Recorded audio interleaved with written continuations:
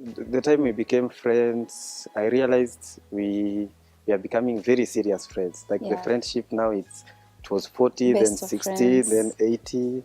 Yeah. So before we even started dating, we were best friends. Yeah. Like Yeah. I remember at that time I didn't have a job. It was around 2020 when COVID hit, and Yeah. then I'm in this field of cinematography, and the jobs are no longer as frequent as they were. Yeah. Yeah. So I used to walk her to her workplace every morning, Monday to Friday. Walk her to her workplace, have that conversation. Yeah, how are you? How are you doing? Just getting to know where she is. And then I would go and hustler nation. And then lunchtime, namletea lunch. Yeah. And then evening, so it was Sounds a sweet to me. routine. Yeah. Morning, lunchtime, evening.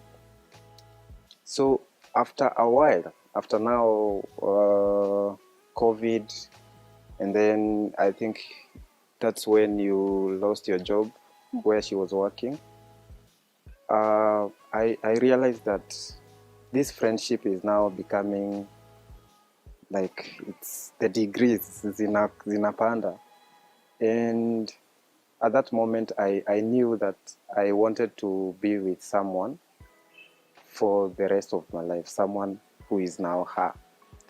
And our first date, we loved walking, like taking walks and eating mutura na mahindi choma kwa barabara. I don't eat mutura. You did. So in that process of just hanging out and growing the friendship, I realized I'm having now feelings for her.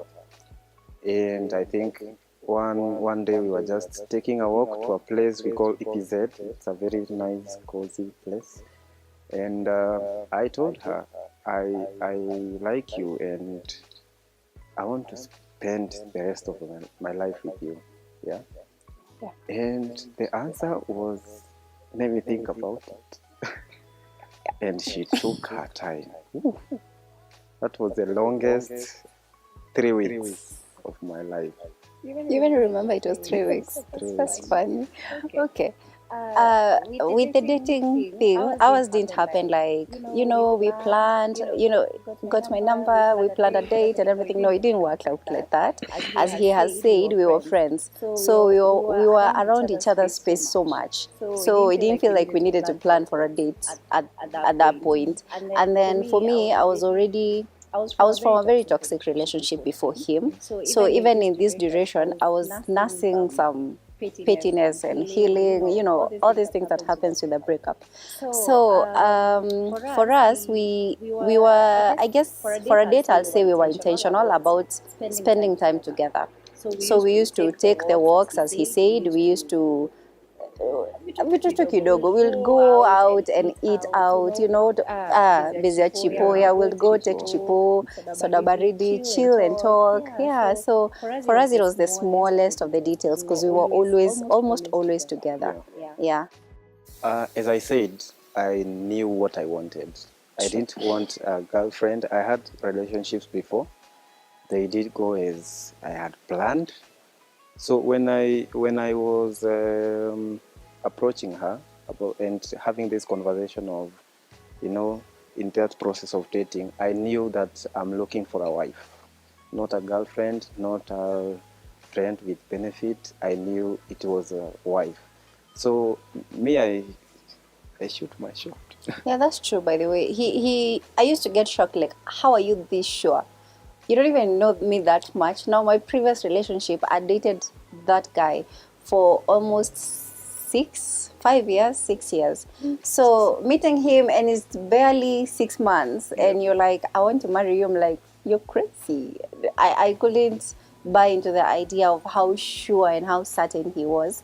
And so he's a very church guy, and I love that about him. So we even prayed about it, by the way. This relationship, we didn't just dive into the feelings, just dive into, the see where this is leading us kind of thing. I think for me, I was very intentional. The time he's saying, after he asked me to be his girlfriend, I was not even in a space to comprehend what that meant. As I said, I was nursing a breakup, yeah. So for me, ilikuwa too, okay, I'll think about it. I think I didn't want to say no because at this point we were best of friends, but I didn't also want to commit because I didn't know that. I didn't really know exactly how that was going to look like. For me, someone who goes to church, and not just a church goer, a God fearing man, a truly changed man by God inside out was very important for me, because before me coming to Kitengela, I had a different kind of life. Yeah, a life that I was a church goer. By the way, I'm a pastor's kid, so I've always been in church. Bible has been my first language, I guess. So having someone from church was almost normal, because even the toxic people I found them in church. I have nothing against church, but church is like a place where, we're all healing, yeah? Nobody is perfect. So getting someone who's from church, who's God-fearing, who's serving, was very important for me, because that's also an area of my life that I feel called to, yeah? Yeah, so it was actually very important. And the fact that he was a very serious man, by the way, young and serious about God, was not something I had seen as normal before. So it was intriguing, by the way, like, oh, this guy doesn't do this, doesn't do that, doesn't. He's so anchored, he's so centered on what he wants. So that was very intriguing for me, as much as it was actually important for me as well. For me, I knew, as I said again, I knew what I wanted and the kind of person I wanted to spend eternity with. And for me, a God-fearing woman is, I had been in relationships before with people from, this other side, yeah, party after party and all those things. Yeah. And I knew that is not something I would deal with for the rest of my life.